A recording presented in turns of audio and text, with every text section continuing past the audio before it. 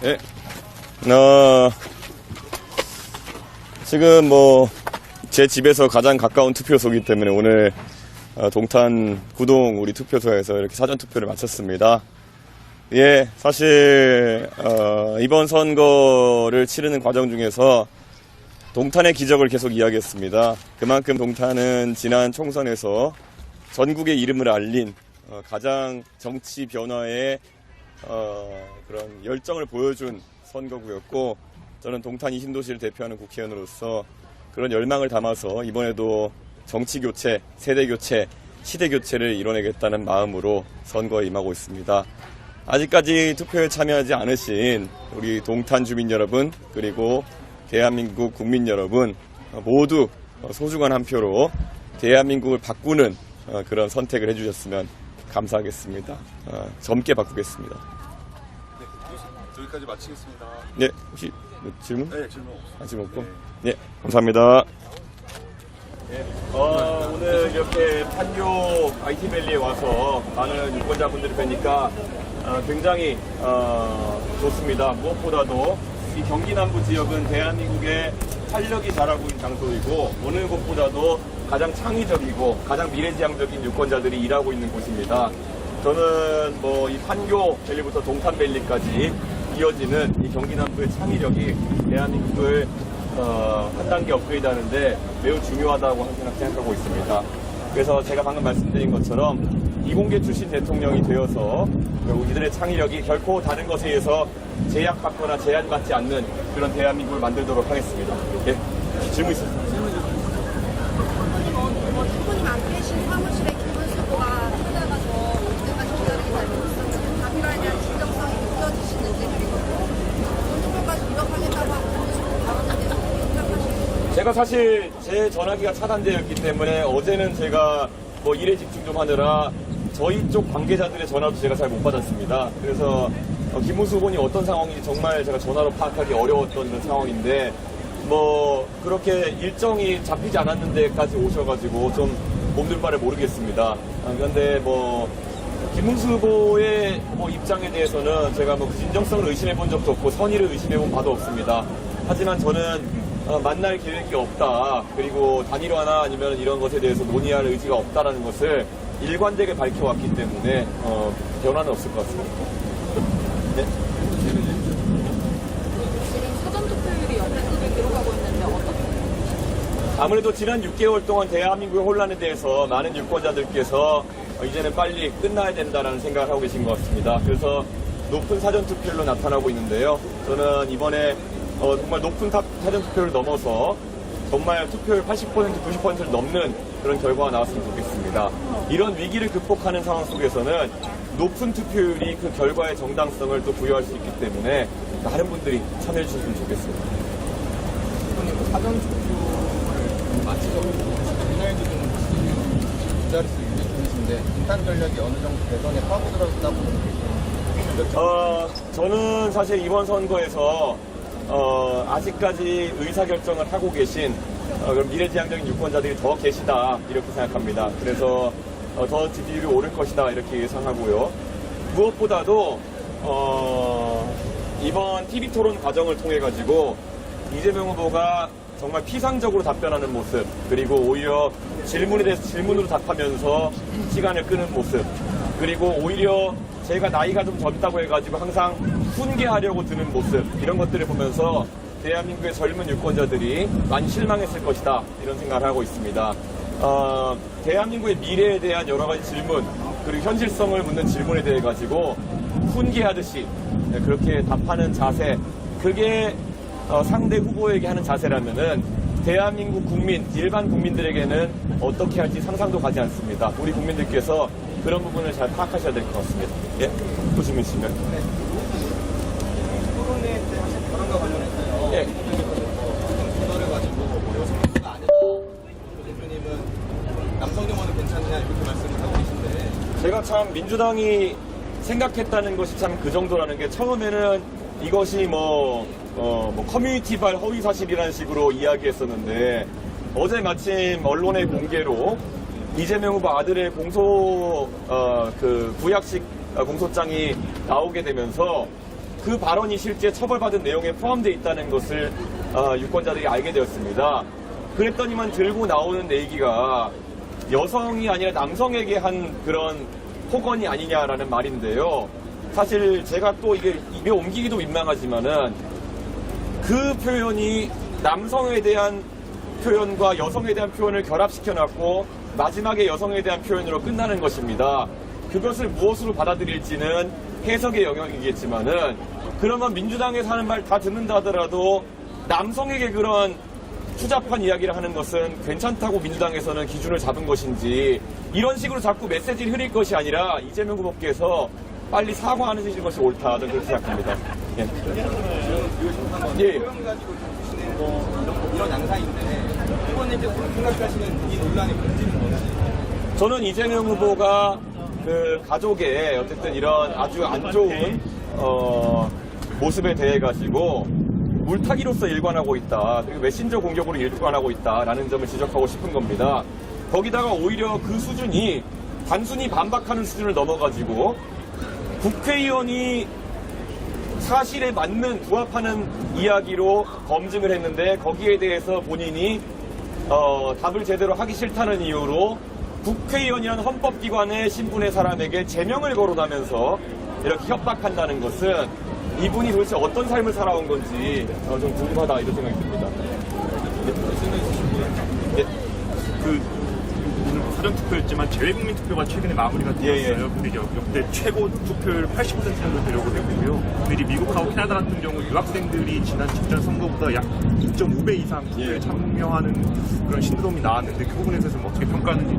아무래도 이번에 유학생들께서 계엄이 발생한 본국의 상황을 보면서 더 많이 놀라셨고 특히 국제적으로 교류를 많이 하시다 보니까 주변에서 그런 위기에 대한 이야기를 많이 들으시지 않았나 그런 생각합니다. 그래서 빨리 그 위기를 극복해서 해외에서 다시 한번 자랑스러운 대한민국으로 모국을 소개할 수 있는 날이 오길 바라면서 투표율이 높아졌다 생각합니다. 아주 저도 유학생 출신이지만 아주 긍정적이고 자랑스러운 그런 투표율이라고 생각합니다. 기다리시는 분이 많아서 한 분만 사전 무방유세 계획이 좀 있으신가요? 예, 사실 무방유세 계획을 어제부터 실행하려고 했는데요.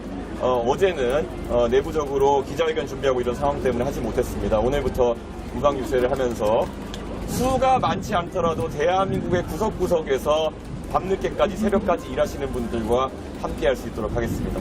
하나만 더. 예. 그 아까 이재명 후보 아들 발언 관련해서 나와서 방금 쓰시고 오늘 아침에도 검증이라는 표현이 있었어요.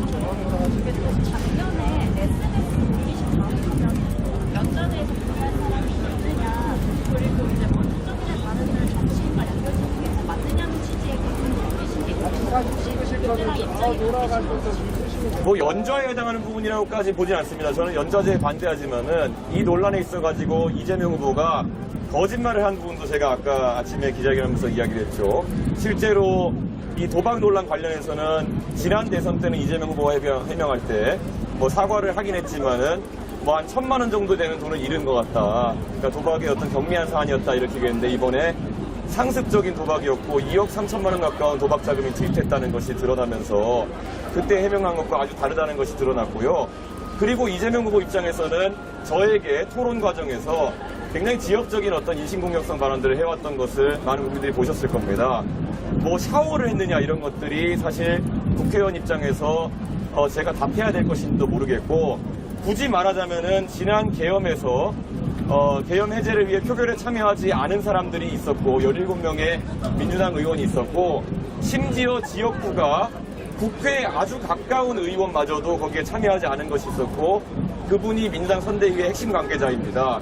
저는 그런 분에서 반박을 하고 있었는데 이재명 후보가 계속 그런 인신공격성 발언을 했기 때문에 제가 이재명 후보의 그런 거짓된 면에 대해서 제가 지적할 수밖에 없었던 것이고요. 무엇보다도 제가 처음에 이걸 시작했을 때 다시 말하지만 권영국 후보가 그 두 번째 TV 토론에서 저에게 여성 혐오나 여성 갈라치기에 대한 구체적인 사례 없이 계속 지적을 해왔기 때문에 제가 권영국 후보에게 하나의 사례로서 이것을 물어보기 위해서 사실상 익명화한 상태에서 권영국 후보에게 물어봤던 것이 시작이라는 것을 알려드리겠습니다. 네, 죄송한데 이제 너무 많이 기다리고 짧게 그러면 좀. 어쨌든 그런 발언들이 커뮤니티나 이런 데서 나타나는 게 문제라고 생각하셔서 그런 부분을 이제 지적을 하신 것 같은데, 그럼 그런 커뮤니티 같은 곳에서 이런 발언들을 좀 없애기 위해서 가이드라인을 정비한다는 식의 정책? 저는 커뮤니티는 자유의 공간이라 생각합니다. 그 자유의 공간을 어떻게 활용하느냐는 개인의 그런 문제인 겁니다. 우리가 지금 여기 서 있는 광장도 우리가 이렇게 정치를 이야기할 수 있는 공간이기도 하지만 누군가는 고성방가하는 공간이 될 수 있는 겁니다. 그렇기 때문에 저는 인터넷상의 웬만한 검열에 대해 가지고는 뭐 아동 성착취물이라든지 아주 문제가 되는 상황을 제하고는 검열은 최소화해야 된다, 그런 생각을 하고 있습니다. 그렇기 때문에 저는 이재명 후보의 아들분은 그 자유의 공간에서 방종을 한 것이고 그것이 일탈행위를 넘어가지고 범죄에 이르게 된 것이지, 제가 그런 아주 특별한, 저는 살면서 한 번도 생각해 본 적이 없는 굉장히 상상력 넘치는 그런 발언을 한 인사 하나 때문에 자유가 제약돼서는 안 된다 생각합니다. 하나만 더 줄게요. 지금 그 블랙아웃 기간인데 네. 이번 그 토론회 발언 논란이 지지율에 좀 어떤 영향을 미친다고 보시나요? 저희가 뭐 자체적인 조사를 하고 있는 것이 있지만 큰 영향은 없는 것으로 지금 보이고 있습니다. 예. 선거 많이 해보시고 네. 신부인 들어오신 김종인 위원장이 네. 15% 예상하셨거든요. 예. 이 시점에서 현실적인 목표 한번 여쭤볼게요. 김종인 위원장님이 저한테 정치를 많이 가르쳐 주셨는데 항상 김종인 위원장 뵈면 제가 그렇습니다. 그 장관님보다 제가 청출어람 하겠다고. 예, 김종인 위원장님의 그런 선의 어린 그런 어떤 예측보다 뛰어넘는 성과로서 제가 김종인 위원장님께 보람을 느낄 수 있도록 보답하고 싶습니다. 감사합니다. 네. 네. 아닙니다. 네, 안녕하세요. 이준석 인사드리겠습니다. 반갑습니다.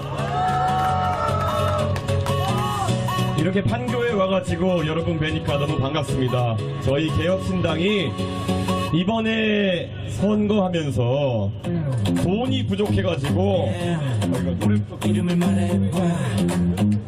이준석 이호사번 이준석 압도적 새로.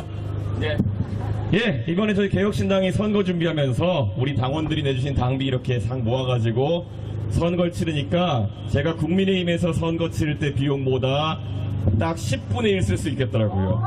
예. 그래가지고 저희가 전국에 현수막도 달고 이렇게 고생했는데 유세차는 딱 5대 뽑았습니다. 그래가지고 오늘 이 자리에서 유세차 위에 올라가서 여러분을 뵐 수 있다는 것 자체가 굉장한 행운이고 무엇보다도 굉장한 운명으로 저희 만났다, 이렇게 생각합니다. 이번 선거에서 정말 TV 토론 3차례 하면서 많은 것도 얘기가 오가는 것을 보셨고 각 후보들이 어디를 향하고 있는지도 보셨을 겁니다. 그런데 적어도 저는 이번 선거에서 제가 이제 나이 40이 됐지만 그래도 젊은 세대를 위한 이야기들을 많이 했다고 생각합니다. 왜 그렇겠습니까? 저는 이제 나이가 40입니다. 그럼 앞으로 어쩌면 살아갈 날이 살아온 날보다 더 많을 겁니다. 제가 하는 선택 하나하나마다 저는 나중에 나이가 들어서 제 선택에 대한 책임과 결과를 다 확인하게 될 가능성이 높습니다. 지금 만약에 국민연금 정책에 대해 가지고 제가 다 사탕 발린 소리로 더 줄게요 이렇게 얘기했다가 20년 뒤에 국민연금이 파산하게 되면은 저는 손가락질 받을 겁니다. 그래서 매 시점마다 저는 제가 나중에 책임질 수 있는 발언들을 하기 위해서 노력합니다. 그런데 대한민국 국회의 평균 나이는 한 58세 정도 됩니다. 이분들 같은 경우에는 은퇴하기 전까지 한 10년 정도 책임질 수 있는 정치를 하면 된다라는 생각 때문에 예산이나 아니면 재정이나 이런 면에서 조금은 부담이 되더라도 무조건 해준다, 이런 이야기를 많이 하실 겁니다. 그러다 보니까 다소간에 사탕 발림은 못하는 그런 상황이기도 하지만 저는 여러분에게 완전히 다른 정치를 구현하고 구축해야겠다는 약속을 드리고자 합니다. 지금 대한민국의 정치, 어떤 정당이 집권하느냐에 따라서 우리가 다음 달부터 다뤄야 될 의제가 달라질 수가 있습니다. 지난 몇 년 동안 문재인 정부 시절에 정권 잡고 나니까 적폐청산이라는 것을 바로 시작해서 상대 당을 죽이는 것에 올인했던 적이 있습니다. 마찬가지로 윤석열 대통령이 집권하고 나서는 검찰 중심의 기사들이 모든 뉴스를 도배했습니다. 누가 감옥 가느냐, 누구를 감옥 보내느냐, 아니면 누가 방탄하느냐, 그것만 언론에 도배됐던 게 지난 대한민국의 7, 8년이었다고 생각합니다. 그 사이에 전 세계의 다른 나라들은 먹고 사는 문제를 고민해 왔던 겁니다. 어떻게 하면은 규제를 풀까? 어떻게 하면은 새로운 산업이 들어오는 것을 권장할까? 이런 문제들로 시간을 보내왔던 게 다른 나라들이고, 우리는 감옥에 넣고 방탄하고 이것 때문에 시간을 허비한 겁니다. 저 이준석은 단언코 선언하겠습니다. 저 이준석은 의석이 3개밖에 없습니다.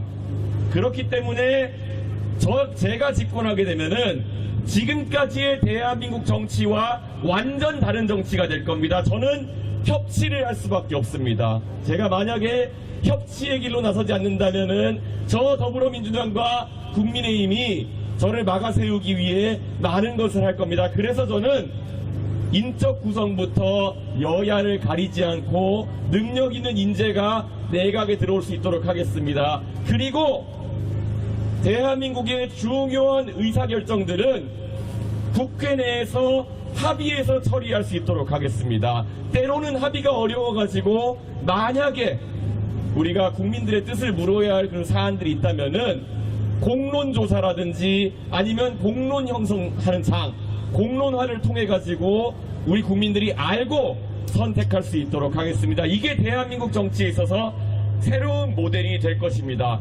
프랑스의 마크롱 대통령, 30대의 나이로 대통령이 되었을 때 그가 속한 앙마르슈라는 당이 의석이 0이었습니다. 0개의 의석을 가진 마크롱 대통령, 개혁정책, 연금개혁, 노동개혁 꾸준히 밀어주었고, 국민들이, 프랑스 국민들의 신뢰를 받아가지고 결국에는 총선에서 많은 의석을 받아서 정치를 바꿔냈습니다. 지금 개혁신당에 투표하시기를 주저하시는 분들은 이런 걱정이 있으실 겁니다. 아니, 의석수가 너무 적어가지고 휘둘리기만 하고 결국에는 양당에게 끌려다니는 거 아니야? 아닙니다. 그것을 바로잡아 주실 국민들만 함께 하신다면은 충분히 마크롱처럼 바꿔낼 수 있습니다. 우리가 양당의 정치에 실망해서 아이고 빨간 당도 좀 마음에 안 들고 파란 당도 마음에 안 들고 그랬을 때는 우리 국민이 가장 강력한 힘으로 그것을 교정하는 것은 너희가 그렇게 서로 감옥 보내고 방탄하고 복수하는 것으로 시간을 보낸다면은 우리는 비록 의석이 3석이라도 주황색을 뽑을 수 있다는 의지를 여러분의 가장 강력한 무기인 투표로 보여주시는 것이 그들에게 죽비를 내리치는 그런 결과가 될 것이라고 생각합니다. 여러분 동의하십니까? 저는 대한민국 정치에 있어서 이제는 미래 세대의 고민을 풀어낼 사람들이 필요하다 이렇게 생각합니다. 지금 이 자리에 계신 모든 분들 아마 대한민국에 살아오면서 우리의 전통이라는 것이 무엇인지 아실 겁니다. 산업화와 민주화의 과정을 거치면서 우리가 다른 나라들보다 빨리 그걸 이룰 수 있었던 거는 우리의 선배 세대가 결국 앞장서서 문제를 해결하고 그리고 미래 세대에게 부채와 빚을 남기지 않으려고 하는 문화가 있었기 때문입니다. 저희 아버지 어머니가 그랬습니다. 서울시 노원구 상계동 지하철 종점에서 절 키우면서도 아버지 어머니가 조금 덜 먹고 조금 덜 입더라도 저에게는 오늘보다 나은 내일을 선사하겠다는 생각으로 교육에 투자했습니다. 그러다 보니 저도 나름 그 집중적인 교육의 투자로 과학고도 가고 나중에 유학도 가고 지금은 대한민국 국민들의 사랑을 받아서 정치도 하고 이렇게 하고 있습니다. 저의 이 삶의 사다리라는 것이 사실 우리 가족의 고유한 것이 아닐 겁니다. 대한민국의 모든 집에서 여러분이 밟아 올라왔을 사다리인 것이고 앞으로 우리가 우리 미래 세대에게 물려주고 싶은 사다리일 겁니다. 그런데 최근 들어서 정치에서 이 사다리가 조금 무너지고 있다는 생각이 듭니다. 이번에 국민연금 합의한 거 어려운 합의라고 얘기하는 분도 있지만 한편으로는 굉장히 아쉽습니다. 왜냐? 더 내고 더 받는다라는 좋은 구호를 갖다 붙였지만은 더 내는 게 누굽니까? 결국엔 젊은 세대가 아니면 아직 태어나지도 않은 미래 세대가 계속 더 많이 부담해야 되는 거고, 더 받는 사람들은 누굽니까? 지금 이제 60대가 넘어가지고 연금 수급을 개시하는 분들에게 바로 더 주겠다는 거 아닙니까? 그분들은 더 부담하지 않았는데 바로 더 주겠다. 그게 바로 이번에 기호 1번과 기호 2번이 했던 미래 세대의 부담으로 기성세대에게 매표를 하는 그런 야합이었던 것입니다. 이 야합을 전면에 나서서 알리기에는 저희 의석이 아무리 외쳐도 힘이 부족했습니다. 하지만 제가 대통령이 된다면 다릅니다. 이 야합이 아니라 다시 대한민국의 정신으로 미래 세대에게 절대 부담을 떠넘기지 않는 그런 새로운 정치 문화를 만들겠습니다. 여러분, 대한민국의 정신을 살려서 미래 세대에게 좋은 것만 물려주는 그런 대한민국 바라지 않으십니까? 저는 그리고 대한민국에서 이제 첫 번째 이공계 대통령이 되려고 합니다. 물론 박근혜 대통령이 전자공학과 나왔지만은 그분이 이공계에서 일하신 적은 없기 때문에 제가 그냥 첫 번째 이공계 대통령이 되겠다는 말씀을 드립니다. 저 사회생활의 시작, 제가 23살에 한국에 돌아와가지고 개발자로 시작했습니다. 아직도 저는 제가 정치하면서 코딩을 손에 놓지 않는 이유는 제가 그 정체성을 아직까지 잊지 않기 때문입니다. 왜냐? 제가 어쩌면 현업에 계신 분들보다 덜 익숙해졌을 수는 있겠지만은 정치에 있는 수많은 비효율을 제거하는 데 있어서는 개발자적인 마인드도 필요하다는 생각을 합니다. 지금 선거하는 거 보면은 우리나라의 유세차 타고 이야기하는 것, 문자 보내는 것, 몇 가지 선거운동 방식밖에 허용이 안 돼 있습니다.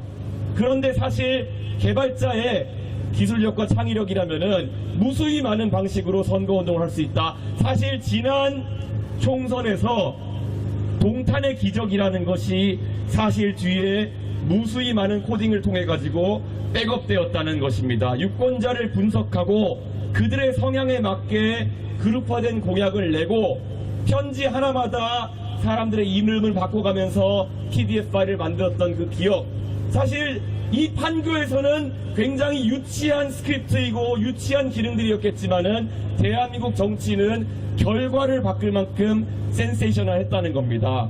저는 그래서 오늘도 이야기합니다. 대한민국의 정치인들, 지금 이 판교에서 벌어지고 있는 창의력과 혁신의 1%만큼도 대한민국을 이끌어 나가는데 이용하지 않습니다. 그들이 오직 이용하는 것은 아까 말했던 것처럼 누구를 수사해서 누구를 감옥에 보낼까, 어떻게 돈을 끌어다가 매표를 할까, 이런 고민을 하고 있습니다. 저는 약속드립니다. 대한민국의 생산성과 효율성을 높이고 첨단 대한민국을 만들기 위해서 제가 가진 이공학적 마인드를 모두 투자하겠습니다. 그게 지금까지의 다른 법조인 출신 대통령, 운동가 출신 대통령과는 다른 특장점이 될 것이고, 저는 그렇게 했을 때 아마 저출산이나 고령화로 인해서 지금 두려움에 떨고 있는 대한민국, 지금까지 정치권이 했던 해법과는 완전히 다른 해법을 만들어낼 수 있을 것이다, 이렇게 생각합니다. 저는 이번 선거에서 여러분에게 간곡하게 부탁하고 있습니다. 이번 선거 정말 내란을 종식한다는 그런 취지하에서 그 말만 반복되게 되면은 우리가 과거 박근혜 대통령 탄핵 이후에 적폐청산만 외치다가 흘려보냈던 그 시간과 비슷하게 갈 겁니다. 내란 종식이라는 거, 사실 윤석열은 정치적으로 사망한 상태입니다. 윤석열이란 사람이 2차 계엄을 할 가능성도 이제는 존재하지 않습니다. 윤석열이라는 사람은 오직 이제 그를 따랐던 사람들과 함께 재판을 통해서 본인의 죄가를 치르는 그런 상황입니다. 그런데도 내란 종식이라는 말만으로 우리가 정치를 이끌어간다는 것은 2017년, 18년에 그 적폐청산 분위기를 다시 가져오겠다는 이야기밖에 되지 않습니다. 그렇다고 해서 지금 기호 2번, 계엄에 대해서 반성하는 것을 주저하는 사람들이 다시 전국을 주도할 수는 없습니다. 이미 사전투표를 하신 분도 있겠지만은 그렇기 때문에 선거하러 가시면은 투표용지에 선명하게 기호 4번이 여러분의 대안으로 보일 것입니다. 저는 간곡하게 호소합니다. 좌도 우도 아니고 앞으로 가는 길을 이제 선택해 주셨으면 좋겠습니다. 더 이상 대한민국의 정치 담론이 우리의 먹거리나 삶과 관계없는, 그리고 미래 세대와 젊은 세대의 뜻이 반영되지 않는 그들만의 리그가 되지 않도록 만들어 주십시오. 저는 정말 제가 정치 14년째 들어와서 겪는 것이지만, 제가 정치 14년 차가 되었는데도 아직까지 저에게 어리니까 너는 기다려, 어리니까 넌 다음에 기회가 있잖아, 왜 앞서가려 그래, 이런 식으로 가스라이팅 하는 사람 속에서 살아오고 있습니다. 그런데 여기 판교에 계신 분은 아실 것입니다. 적어도 이 판교에서는 그런 가스라이팅은 통하지 않을 것이라는 것. 정말 성과가 좋고 본인의 능력을 입증할 수 있으면은, 회사에 들어온 지 10년차 15년차 됐으면은 충분히 부장 달고 임원 달고 할 수 있는 그런 분위기가 형성돼야 되는 것이 바로 판교라는 것을 알고 계실 겁니다. 제 친구들도 지금 판교에서 이미 임원급으로 올라가서 일하고 있는 친구들이 있습니다. 그들의 문화가 오히려 대한민국의 문화가 되어야 된다. 저는 그렇게 생각하고 있습니다. 이제 대한민국의 정치를 확 젊게 바꿔주십시오. 그래야 우리가 이야기할 수 있습니다. 대한민국의 대통령이 40대인데 대한민국의 30대, 40대, 20대가 못할 것이 무엇이냐. 실력만 있으면은 억눌리지 않고 가스라이팅 당하지 않고 실력대로 갈 수 있는 그런 세상, 여러분이 투표로 만들 수 있다, 이런 생각을 하고 있습니다. 여러분, 이번 대통령 선거 정말 지난 6개월 동안 계엄으로 인해 상처받은 국민들에게 좋은 결과가 왔으면 좋겠습니다. 소위 계엄, 내란 세력이라고 하는 곳이 집권에서도 곤란하지만은, 한편으로는 우리 미래 세대와 젊은 세대의 세수 부담을 생각하지 않고 펑펑 쓰겠다는 약속으로 매표를 하는 집단이 들어서게 되면은 우리는 다시 한번 IMF와 같은 환란을 겪을 수도 있는 것입니다.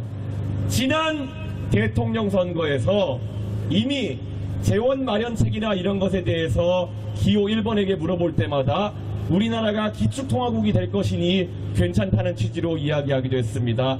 그리고 최근에는 우리나라가 엔비디아 같은 회사를 만들면 된다. 그래서 30% 정도 되는 돈을 배당금을 받으면은 세금을 안 내도 복지할 수 있다. 이런 이야기를 하기도 했습니다. 여러분, 사실 이런 것들이 얼마나 말이 안 되는 이야기인지를 아마 이 판교에 계시는 분들은 아실 것입니다. 스타트업에 투자해가지고 지분을 단계별로, 시리즈별로 희석시키지 않고 최종적으로 30%의 지분을, 엔비디아의 지분을 갖는다는 것이 과연 말이나 되겠습니까? 젠슨 황도 본인도 한 자릿수 지분율을 갖고 있는 상황 속에서 무슨 수로 테크 자이언트를 키워가지고 30%의 지분율을 가지고 배당으로 국민들을 먹여 살린다는 것이겠습니까? 이런 말도 안 되는 재원 마련책에 대해서는 우리 국민들께서 합리적으로 지적할 수 있어야 되는 겁니다. 지난 몇 번의 토론 동안 그래서 저는 상대 후보의 재원 마련 대책, 그리고 돈을, 국민의 돈을 어떻게 쓰겠다는 거냐를 많이 검증해왔습니다.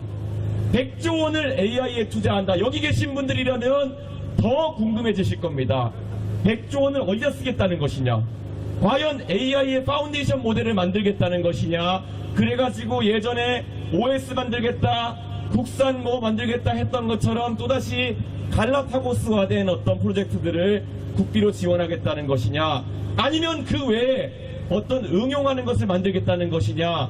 아니면 오픈소스 LLM을 들여와가지고 한국화하겠다는 것이냐? 무엇인지 저는 물었는데 그분의 답변은 사실상 계획이 없다는 그런 취지의 답변이었습니다. 충분히 거기에 대해서 저는 국민들께 그 위험성을 보여드렸다고 생각합니다. 기획서 한 장 들고 딸랑딸랑 다니면서 정부 자금 타먹으려고 아무데나 AI 갖다 붙이고 그래서 100조 뜯어간다면은 그 돈이 투자되어야 될 제대로 된 곳에 투자되지 못하고 결국에는 정치인과 가까운 사업가들이 돈 벌어가지고 그걸로 쓰고 다니는 그런 상황을 맞이하게 될 것이다. 저는 그런 위기를 말씀드리는 겁니다. 건강보험료 몇 년 뒤면은 마이너스 30조 적자 낸다고 제가 이야기했는데도 15조에 달하는 간병비 몇 퍼센트를 내겠다는 건지는 모르겠지만 지원하겠다고 약속해버립니다. 얼마나 지원하겠냐니까 여유가 생긴 대로 한다 그럽니다. 마이너스 30조인데 무슨 여유가 있냐고 했더니 답변을 회피합니다. 여러분, 대한민국의 정치가 이렇게 무책임하게 가서는 정말 선거를 하는 의미가 없어지는 겁니다. 이번 선거를 통해서 여러분께서 대한민국의 의식 있는 유권자로서 우리는 공약을 볼 줄 알고 정책의 현실성을 판단할 줄 알고 무엇보다 그 사람의 진실성과 도덕성을 판단할 수 있다는 것을 보여주십시오. 제가 여러분이 대통령 만들어주시면 열심히 해서 대한민국의 정치를 싹 바꿔서 여러분에게 보답하도록 하겠습니다. 열심히 하겠습니다. 감사합니다. 이준석 4번, 이준석 4번, 압도적 새로운 이준석 4번, 이준석 4번, 이준석 4번, 미래 여는 선택 이준석 4번.